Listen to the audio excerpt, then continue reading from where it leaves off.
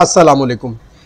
मौला मुत्तकियान मौला इमाम अली अलैहिस्सलाम नहजुल बलागा की हिकमत 169 में फरमाते हैं, आँख वाले के लिए सुबह रोशन हो चुकी। मौला के इस जुमले में दो बातें हैं, एक आँख वाला और एक सुबह रोशन हो चुकी। यानी आँख वाले तो सभी हैं और सुबह भी रोज़ ही रोशन होती है। ये कोई ख़ास सुबह है, कोई ख़ास आँख वाले हैं।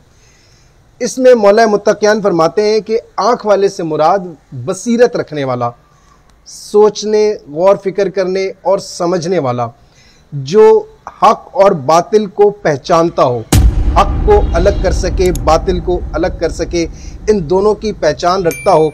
ऐसा जो भी हो वो बसीरत रखने वाला है, मारिफत रखने वाला है, जानने वाला है कि सही क्या है और गलत क्या है। इसके बाद आपका मज़ीद अगला जुमला आगे बढ़ता है कि सुबह रोशन हो चुकी।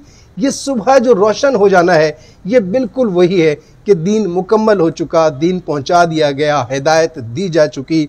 और उसके साथ साथ जो करबला के वाक़े ने जो एक लकीर खींची है, उसने जो वजाहत कर दी है, जो हुसैनियत को और यजीदियत को अलग किया है, उसने वाज़े कर दिया, हर शख्स पर वाज़े कर दिया कि दीन क्या है, उस पर अमल कैसे करना है, हक क्या है, उसको पहचानना कैसे है, उसका साथ कैसे देना है, कहाँ तक उसका साथ देना है, क्या कुछ उसके लिए कुर्बान कर देना है।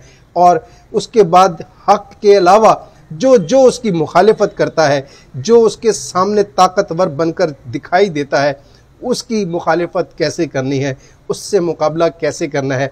ये वो वाज़े सुबह है, ये वो रोशन सुबह है जो दिखा दी जा चुकी, जो हो चुकी, आया हो चुकी।